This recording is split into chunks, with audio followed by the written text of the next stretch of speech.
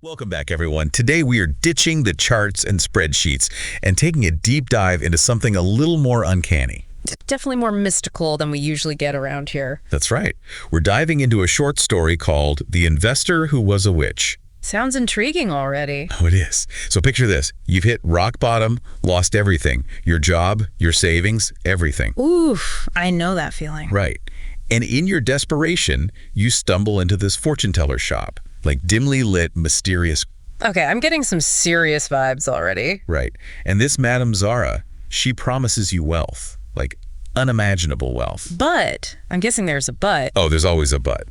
She said she can give you this power to predict the stock market, make all the right moves. All right, so where's the catch? What's the price for this market magic? Well, that's what makes this story so interesting, so we got to jump into it. All right, let's dive in. I'm ready when you are. The story wastes no time, throws us right into the protagonist's despair. He's lost it all. His job, his money, everything. Sets the stage for some pretty desperate choices. Exactly. It makes you understand why he'd even consider something as out there as Madame Zara and her shop. Speaking of, the way the author describes her shop, the incense, those little chimes of crystals, you can practically feel the weight of the situation, you know? Oh, absolutely. You really get the sense that he's looking for a quick fix, a way out of this hole he's in. And that's where the story really starts to get interesting because it taps into this idea of a Faustian bargain. Oh, I love when literature and finance collide. But for those of us who haven't brushed up on our Faust lately... Sure. So basically, it's this idea of striking a deal with a powerful, often kind of sort of evil entity. Right. And in exchange for something they desperately want, knowledge, power, a killer stock tip, they give up something big. Like their soul. Or maybe their entire retirement fund in this scenario. Exactly. It's a trade-off, but the price is usually way steeper than they realize at first. It makes you think, are we making these kinds of bargains every day without even realizing it? Yeah. Like, what compromises are we making in our own lives chasing success? Now you're thinking, the story uses this magical potion and a mysterious witch, but it's really reflecting our own desires back at us. So if we were staring down a chance to rewrite our own misfortunes, would we be tempted? That's what the story makes you ask. It's a question we all have to wrestle with, even without a magical potion in sight. It's so true. So in the story, he actually does it, takes the gamble, drinks the potion. And leave me hanging. Let's just say, things change. Big time. He goes from zero to hero on Wall Street practically overnight. Sounds like the kind of success most investors only dream of. Right. But the story really highlights how intoxicating that sudden success can be. He's on top of the world, but there's this creeping side effect starting to show. Ah, there it is. Had to be a catch. Right, like a hidden fee on a magical credit card. Exactly. And that's where this Faustian bargain thing really hits home. It's not just a one-time payment, it's this ongoing cost. So what happens? Does he start losing money again? That's the thing. He keeps winning, but each win takes a piece of him.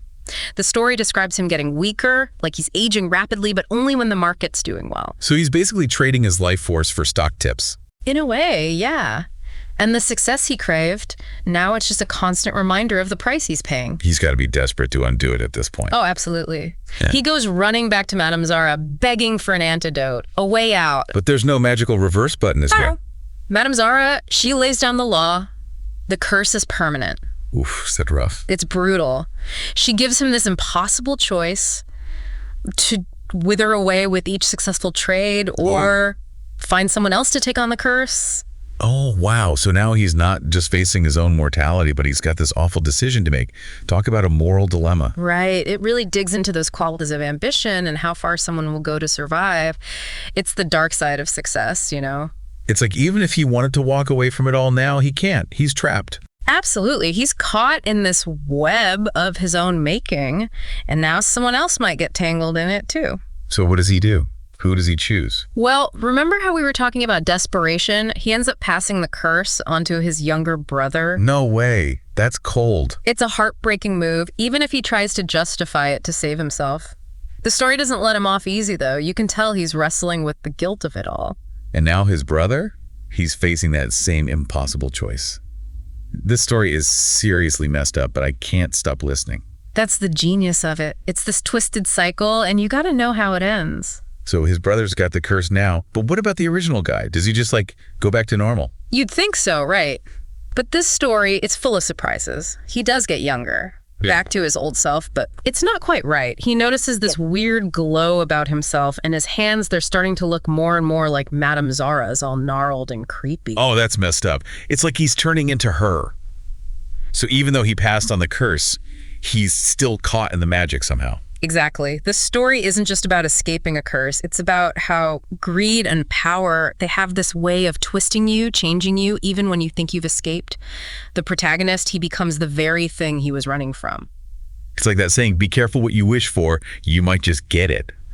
He wanted to get rid of Madame Zara, and now, in a way, he's taken her place. It's a classic story, right? The idea that power corrupts, and absolute power corrupts absolutely. You see it time and time again throughout history across different cultures. This endless cycle of someone gaining power, abusing it, and then someone else taking their place, only to repeat the whole thing over again. It's kind of depressing if you think about it. Like, no matter what choices you make, the cycle just keeps on going, and it makes you wonder if it's even possible to break free. That's the question the story leaves you with, right? Are we doomed to repeat these patterns of greed and power? Or can we learn from the mistakes of others and maybe, just maybe, find a different path? It's a lot to think about. This whole deep dive into The Investor Who Was a Witch, it's been a wild ride. We've gone from Wall Street to dark magic and back again, all in the pursuit of understanding the price of success. And the consequences of shortcuts, right? This story is a powerful reminder that the real magic, the real success, comes from the journey, from making the tough choices, even when the easy way out seems so tempting. It's a lesson we could all stand to remember. I couldn't agree more. So next time you're tempted by a shortcut, remember the tale of the investor who became the witch. It might just save you a world of trouble, and maybe even your soul. Now that's a thought to leave you with.